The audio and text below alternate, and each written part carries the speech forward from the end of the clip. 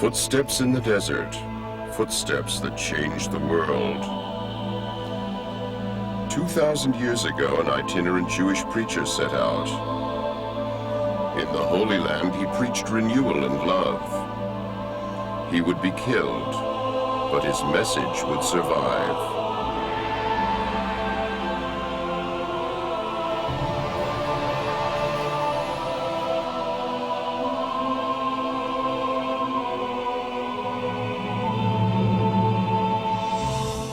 The story of Christianity. Endless procession of humanity. A road through the centuries full of error and confusion, full of devotion and passion. Not made of historical dates, but rather lived by human beings. A story of suffering, but also a story of joy. The history of Christianity was also a history of wars. Wars people thought they were fighting for Christ's sake, but also wars that unleashed terrible brutality because Christ had been forgotten.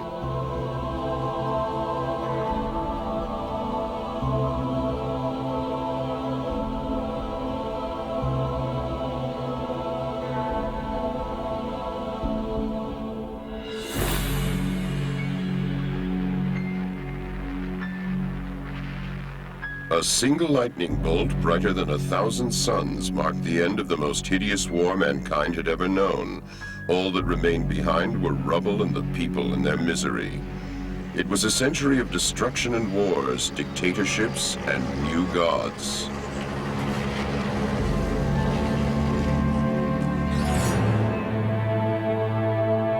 The good old days, Vienna in the summer of 1913, the last summer of peace. 1 year later, a war would tear down the Austrian monarchy, and with it, all of Europe. The shattering of the Austro-Hungarian Empire was a heavy blow for Roman Catholicism.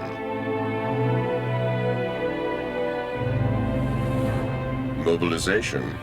The assassination of the heir to the Austrian throne in Sarajevo on June 28, 1914, put an end to the beautiful dream. All over Europe, troops were marching. Austria-Hungary declared war on Serbia. One declaration of war followed another. Unstoppably, all of Europe plunged into the First World War.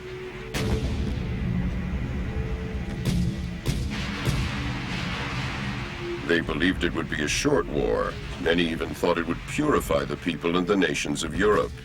War is a moral institution. It turned out to be just the opposite. With an unprecedented lust for destruction, the nations of the West fell upon one another, with Christian assistance. A military religious service. God was on their side, the clergyman preached. On all sides? With all the soldiers?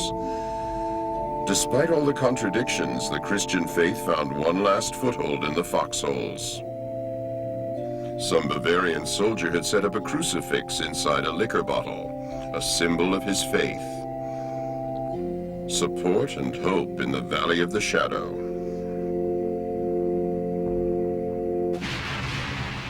Destruction as far as the eye could see. After 1900 years of Christian history, man is a broken, suffering creature. The first catastrophe of the century. When the war finally came to an end in the autumn of 1918, it had cost at least 8 million human lives. The Russian Revolution, November 1917.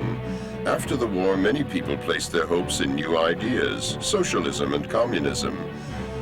Those people wanted finally to be free, from the powerful church as well. They wanted happiness, prosperity, peace. Their leader, Lenin. His revolutionary splinter group, the Bolsheviki, took over the country by force. The Tsar abdicated.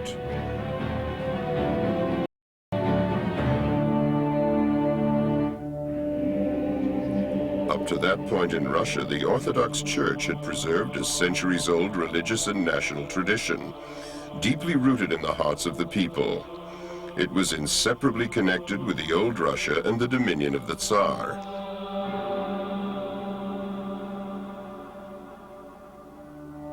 Scenes from the time before the Great War, one of the many processions under the Tsar's rule. The Orthodox Church was taken for granted as part of the country in the Russian Empire. The Tsar was its head, a religious man, but a poor ruler. Most Russians lived on the land in misery and poverty. A peasant village around 1910, images that might have come from the Middle Ages.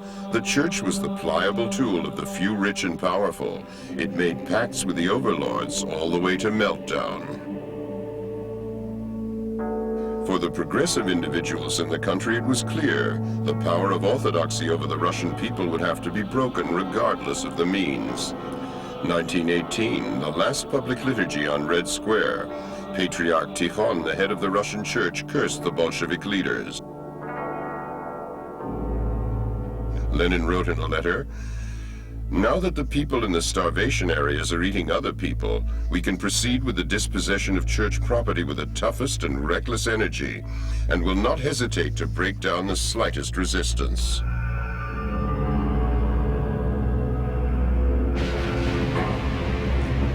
The crosses came crashing down from the church towers. Opium of the people, Marx had called religion. Now every form of religious practice was banned in communist Russia. Atheism became a state doctrine. A storm on icons and Christian symbols. All church property was confiscated for the benefit of the state. Countless art treasures were lost. Believers were forced to take down their icons and carry them themselves to the fire. The dictatorship of the proletariat sought to create humanity anew, whatever the cost, thus copying medieval aberrations.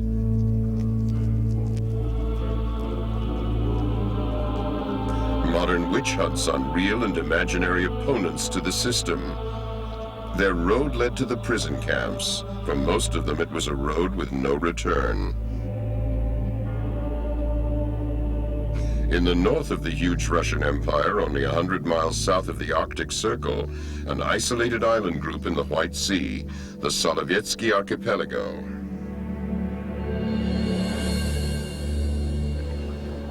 The Kremlin of Solovetsky, a mighty cloister with fortressed walls. In 1920, one of the first prison camps on Russian soil was set up in the confiscated monastery. From this point, the Gulag Archipelago, the empire of prison camps, would eat farther and farther into the land like a cancerous growth.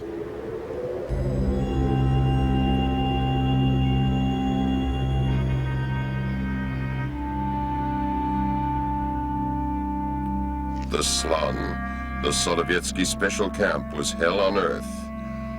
A unique film document shot in the camp in 1927.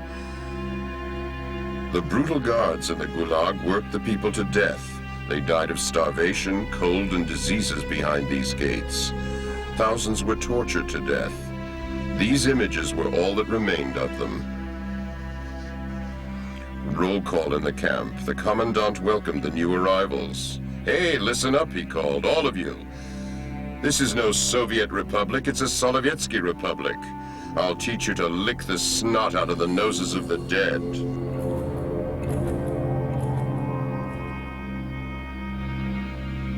A monastery is a prison for Christians.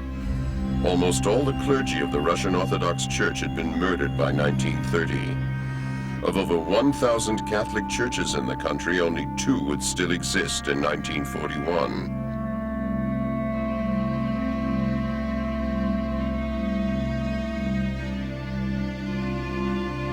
The last letter of an unknown prisoner from Solovetsky.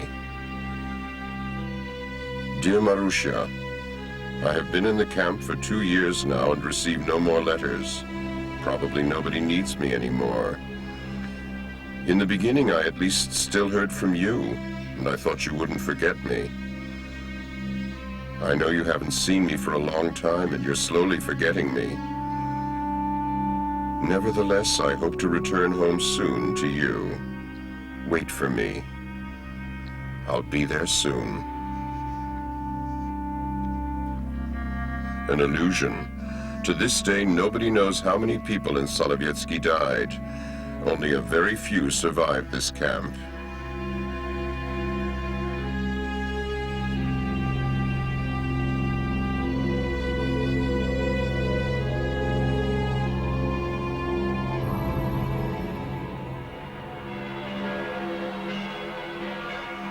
Rome, the Vatican.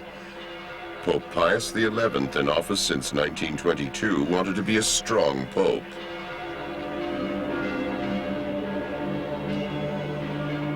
The Vatican should contribute to the formation of world politics, he demanded. Concordats, treaties with the nations of Europe, were meant to exert influence. It was these treaties, however, which brought the tactics and cunning calculations of the Church closer to secular politics. 1922. Italy was ruled by the fascists, the so-called Black Shirts. Their leader was Benito Mussolini. He titled himself Duce, leader. He and his supporters replaced lacking content with political terror.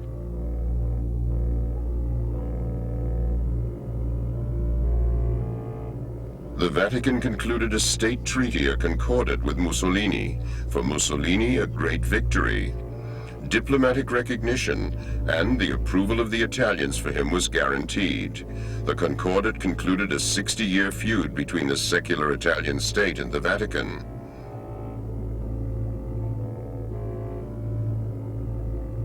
The Pope got his own territory. The Vatican was recognized as a separate state, and Catholicism was made the Italian state religion. A political success, but concurrently a dangerous move toward a diabolical regime. Rome, the eternal city. Mussolini's megalomania plunged Italy into a war of conquest. In October 1935, Italian soldiers invaded Abyssinia, today's Ethiopia.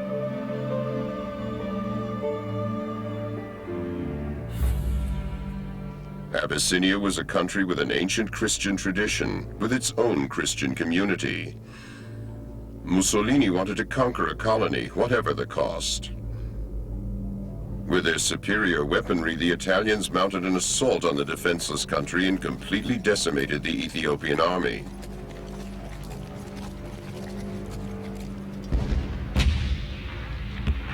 The helpless people died in a hail of bombs and a cloud of poison gas. The Ethiopian village we can see here in an Italian newsreel went up in flames.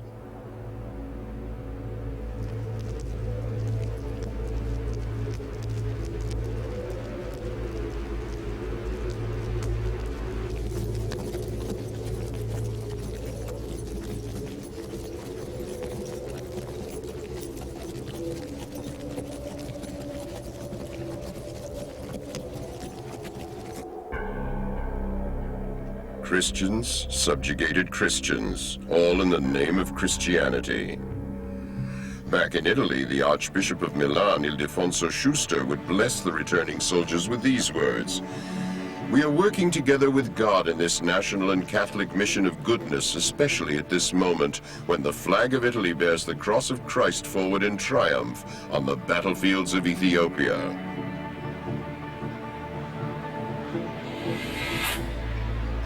Germany. 1 year after the so-called takeover in 1933, the victorious Nazis marched through Nuremberg. Hitler at first professed a friendship toward the church, which is why many church people, Catholics and Protestants, were all too happy to join in the celebration.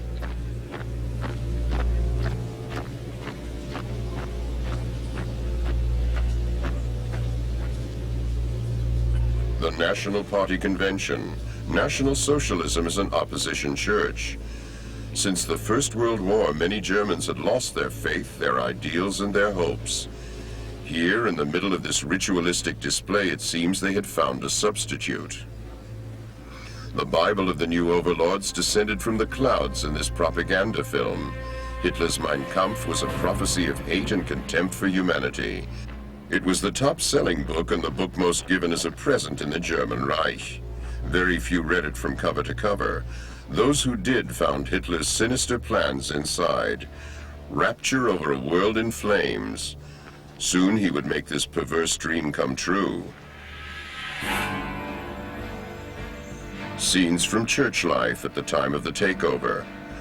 Not National Socialistic, and yet hard to distinguish from the Hitler Youth. A paramilitary drill to strengthen Christian morals. The misunderstanding of a whole epoch.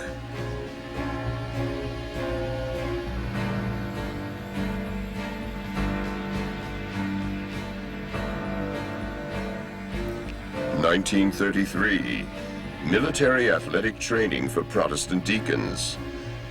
Protestants also put their hopes in the national departure, in National Socialism. It was the largely de-churched Protestant areas that gave Hitler his majority in the Reichstag elections.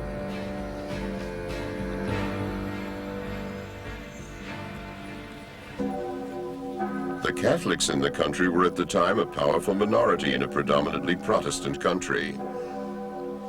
In the old Prussian Empire, Catholics always ranked as second-class citizens. Many of them had retained their mistrust of the authoritarian state.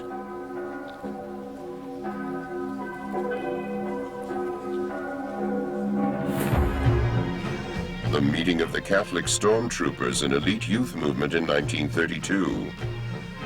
They presented themselves as fighters. Many Catholics dreamed of a new kingdom. They meant the kingdom of God on earth, but what they got was Hitler's Reich. Catholicism and national pathos. The cross, blood, and soul mixture. Germany, you light and darkness, full of danger and full of hope. What is Germany? It is the German state and the Reich wanting to be rebuilt from German blood and soil, will and essence. A Reich in the making, that is Germany, our Germany. Everything for Germany, Germany for Christ, Heil. Rome, the Vatican. Pope Pius XI didn't think much of Hitler and made no secret of it, but he was eager to see his church in Germany bolstered. As early as 1933, he concluded a concordat, a state treaty with the people in power in Germany, and with it he deprived political Catholicism in Germany of its power. Pius sent out his foreign minister, Secretary of State Eugenio Pacelli. Pacelli knew Germany well from former times. The man who would later become Pope even had a weakness for the Germans, many people said.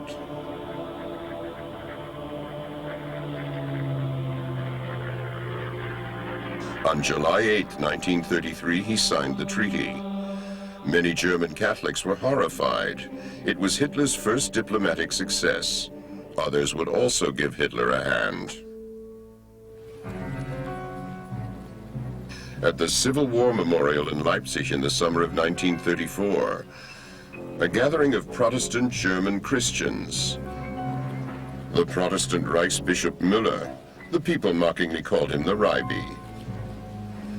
At Hitler's behest, he was to assume the leadership in the church and bring the Protestants spiritually into line.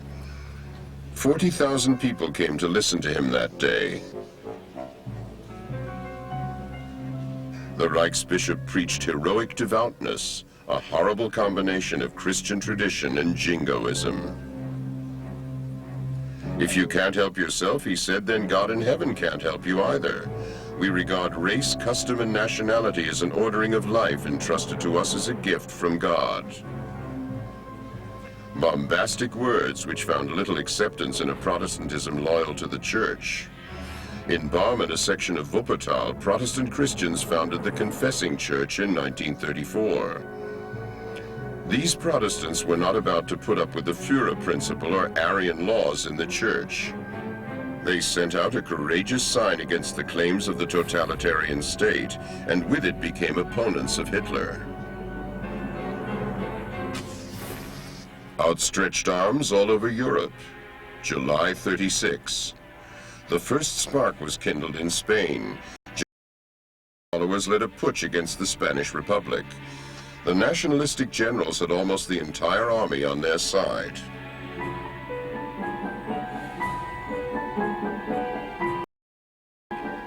Spain was in summer 1936, a bloody war of brothers began. Republicans against nationalists, anarchists against the Republic, nationalists against anyone they considered enemies of the fatherland. Spain went up in flames. Many people were living in destitution without any hope of modest prosperity. Almost the entire country belonged to a few wealthy families and a church that had allied itself with them. The poor people in the country had nothing but contempt and loathing for the wealthy church. Many people placed their hopes in communism and anarchy. In that summer of '36, this loathing was made manifest, potshots at Christ.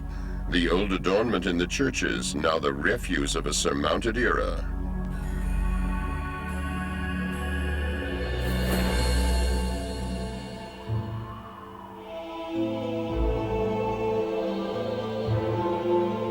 Almost 2,000 years before, the history of Christianity had begun with the rabbi from Nazareth. Jesus, the Jew, had spoken of love, and with it swung wide the gates of heaven for many followers. He had brought a promise into the world which continued to have its effect over the millennia.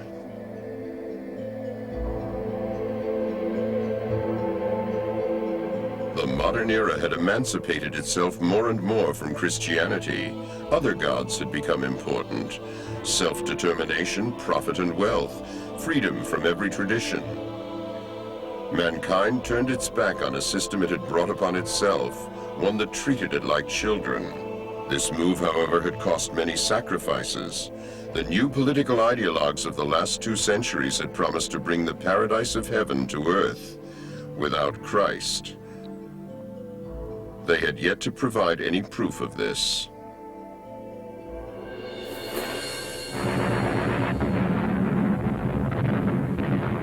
For 3 years, the bloody civil war raged on in Spain. 500,000 people would die in the many battles between fathers and sons, between brothers, between relatives and neighbors. Soon the nationalists under Franco had taken the upper hand, actively supported by Nazi Germany and Mussolini's Italy.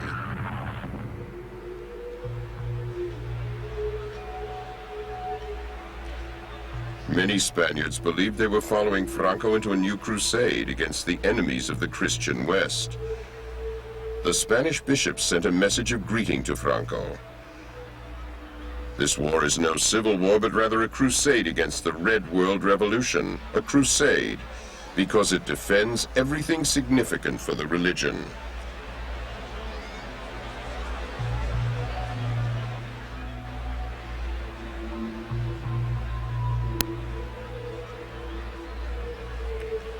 On April 26th of the same year, at 4:40 p.m., bombers and fighter planes turned the center of the Republican Basque Country into a wasteland.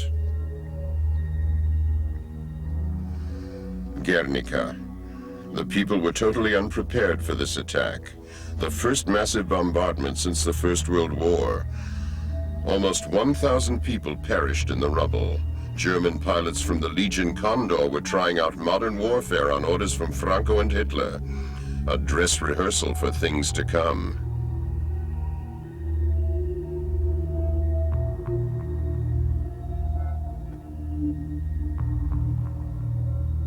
In 1939, Franco's troops won the war.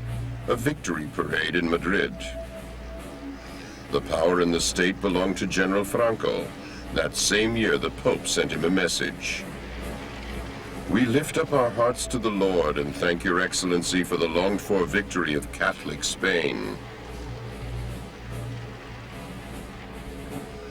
Franco ordered 10,000 forced laborers to put up a 500-foot-high cross near Madrid, the Cross of Christ as a symbol of a dictatorship. Until Franco's end, the Catholic Church of Spain was a powerful support for this fascist regime. Under Franco's iron hand, Spain lived in petrifaction, several decades longer until the dictator's death in 1975. Germany, 1938, Hitler at the height of his power. his triumphal motorcade through Berlin after the so-called annexation of Austria. The rulers had long since begun their reign of terror and oppression. Hitler spoke openly to his fellow party members about how he saw the relationship with the church. We will take drastic measures in every individual case, even when dealing with an alleged priest. According to the Christian way of looking at things, every authority comes from God. First of all, I am the authority, consequently, I come from God.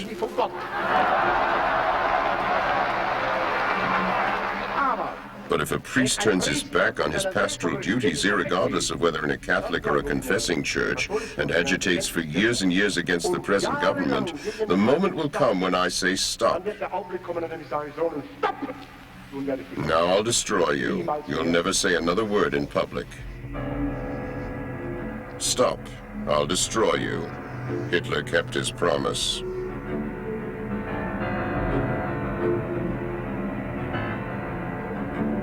The first concentration camp in Halle on the Saale River as early as 1933. Anyone who refused to bow down to the regime was arrested. Immediately after the Nazis came to power, the first tortures occurred. The victims, communists, faithful Christians, Democrats. Vienna, 1938, filmed by American tourists. Everywhere, anti-Semitic slogans. In Greater Germany, people were humiliated, dragged off, murdered because they were Jews. The old hatred of Jews was deeply rooted in the consciousness of society, an aberration Christianity had fostered over the centuries.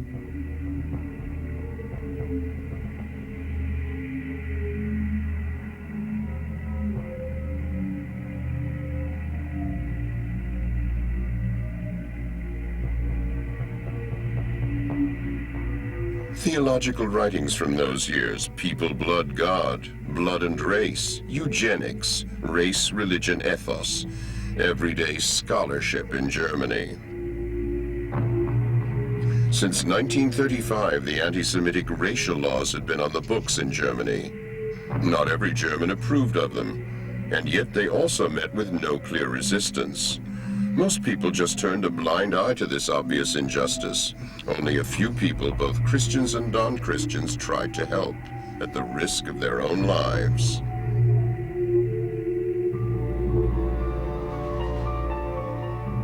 Rome, the summer of '38.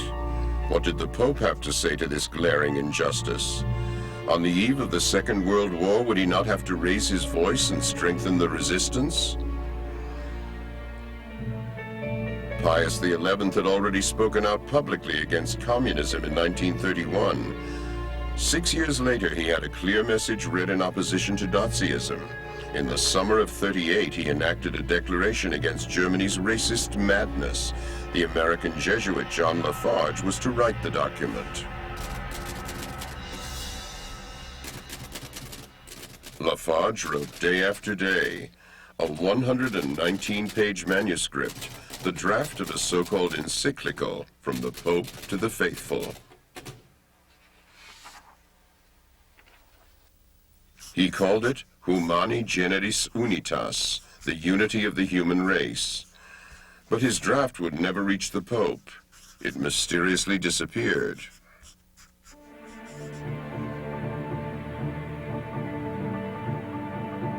Father Lafarge's legacy, reproduced on a microfilm reel.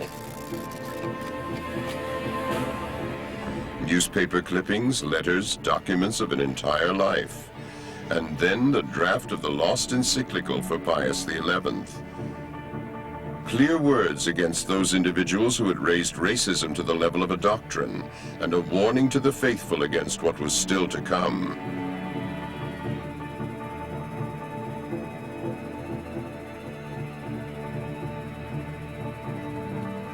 Pius XI, for a long time severely ill, died on February 10th, 1939. He was succeeded on the 2nd of March by Eugenio Pacelli, the former chief diplomat. He called himself Pius XII. The declaration on the oppression of the Jews, the draft of the encyclical, disappeared in a drawer in the Vatican bureaucracy. Behind the political scenes, the new pontiff would use secret negotiations to save 10, maybe even 100,000 lives, but he would maintain his silence.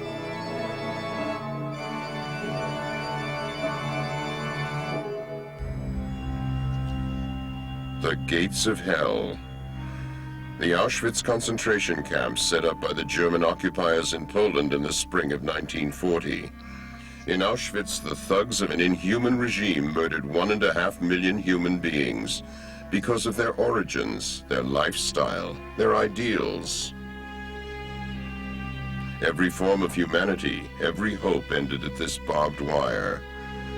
This was where the final solution was implemented.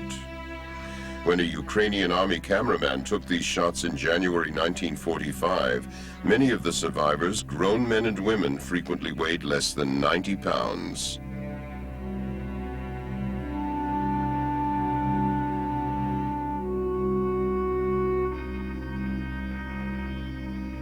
Auschwitz was just one of the many camps all over Europe. Everywhere, the same scenes. Watchtowers, barracks, clumps of barbed wire, suffering and dying people. The barracks in Auschwitz and all the other camps concealed unspeakable misery, unending agony, incomprehensible pain, and death. The torturers had long forgotten the meaning of Christian charity, and yet these people belonged to a country that had once called itself Christian.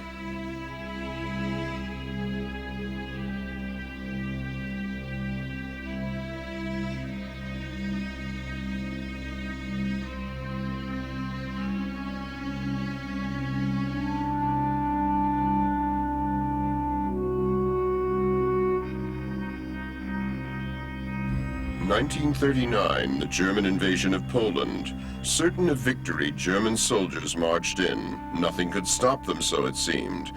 A series of arrests and deportations instantly began all over the country. Tens of thousands of people, Jews, Catholics, Gypsies, Communists, Socialists, teachers, professors, soldiers, and public officials, were rounded up like cattle immediately after the Germans marched in. One of them was the Polish Franciscan priest Maximilian Kolbe. In 1941, he was taken to Auschwitz.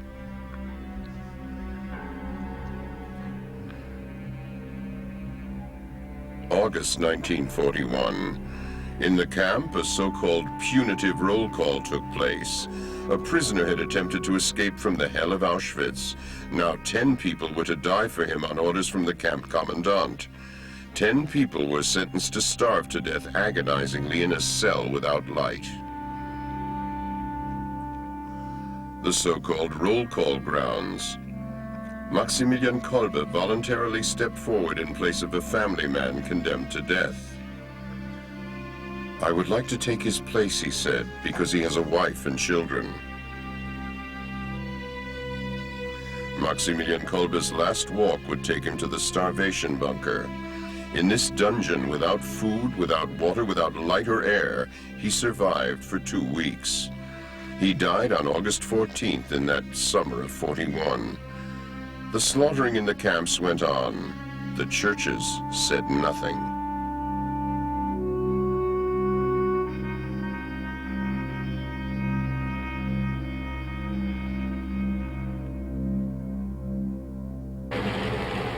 The summer of '41. German soldiers attacked Russia. An amateur film, a soldier had taken along his movie camera. He used it to document German soldiers in Agfa color marching across the European continent in a mood of conquest. Since the beginning of the war, there had been only military triumphs. Hitler's success convinced even the opponents of the regime. Religious Christians also withheld comment. In times of war, they believed people shouldn't stab their own country in the back. A disastrous perception of honor.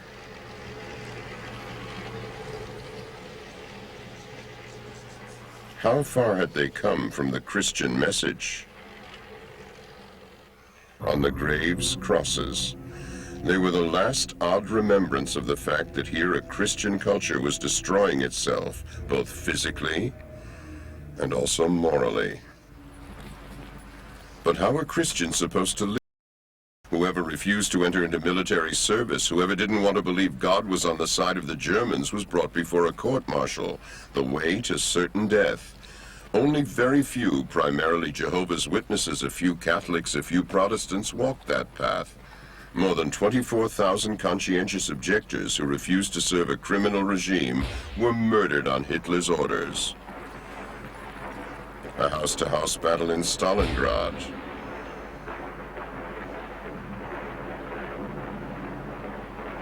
Stalingrad, a word synonymous with all the horrors and madness of war. It was a terrible battle from house to house, man to man. The Russian soldiers were fighting for their country with the courage of desperation. Many Germans no longer knew what they were fighting for.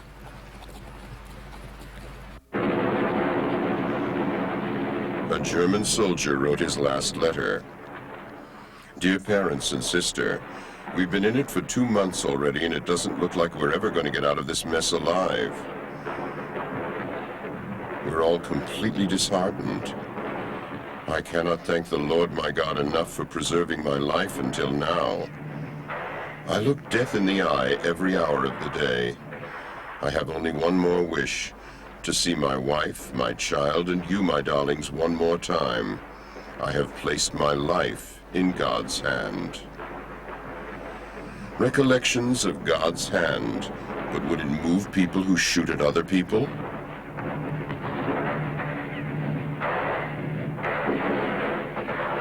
The war in Russia was a war of attrition. The German soldiers were victims of a criminal government and perpetrators themselves at the same time. In Russia, the mass murders began. Whole towns and villages were set on fire. Hitler and his ideologues wanted to turn Russia into a huge slave state.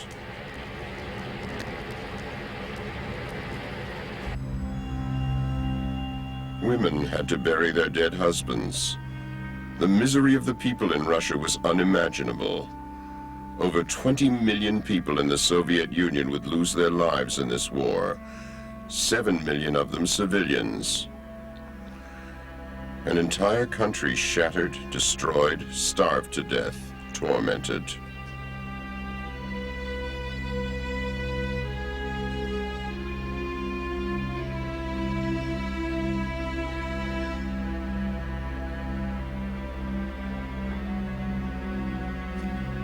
Russia, the tormented nation. German assaults and oppression from within. Stalin, Lenin's successor, loved godlike poses. His will decided over life and death. A friendly face before which no one was safe. People applauded because they had been blinded or were frightened. Millions of people were thrown in prison camps, murdered and exiled under Stalin's rule. A personality cult with religious dimensions. Everywhere in Stalin's realm, huge cheering throngs paid homage to the infallible leader. In 1943, when tanks made of cardboard and flowers were no longer enough to win the war, Stalin discovered he had a heart for the forbidden Orthodox Church. This tank brigade was paid for by the believers of the Orthodox Church. The civilian is a priest giving his ecclesiastical blessing. In the official newsreel, he was only allowed to wave in civilian clothes. Now, religious life was again possible in the Soviet Union until the end of the war. Tanks and artillery in return for permission to pray. The new head of the Orthodox Church, Patriarch Sergei. In a propaganda film, he praised Stalin as a wise guide. He said nothing about the fact that religious people were being oppressed by the state. The official church survived because it repressed all forms of criticism. Berlin, 1944. Germany at the end of the trail. The death Germany had borne into the world returned home. In this autumn of 1944, the Protestant theologian Dietrich Bonhoeffer was incarcerated in the Berlin Tegel prison. He had already recognized the injustice that was taking place in Hitler's nation 11 years earlier. He was not about to be silenced. He insisted on the basic values of Christianity. In prison, he put his vision of a renewed Christianity on paper. Our Christianity today will only continue in two forms, in prayer and in doing justice among the people. For his courageous thinking, Dietrich Bonhoeffer was murdered on April 9, 1945, on Hitler's orders, shortly before the end of the Nazi regime.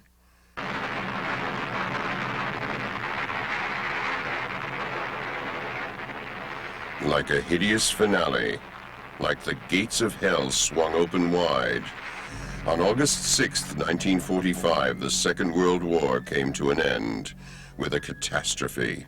The American army dropped the first 2 atom bombs over Hiroshima and Nagasaki. Scenes from Hiroshima, shot in April 1946. More than 55 million people had died in the rubble of World War II.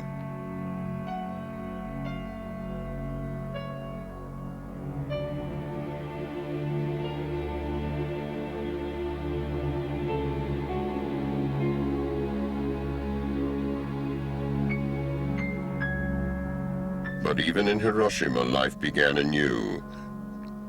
Peace. People had waited for it. In a world destroyed, they sought consolation for their losses, forgiveness for their guilt, courage for the new beginning.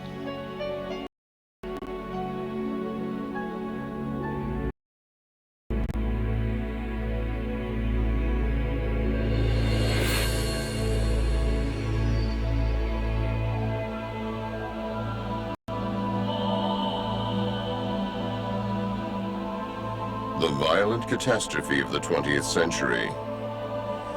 The devastating result of a culture that had been filled for almost 2 millennia with the Christian idea. Had the march of history wound up in a terrible dead end?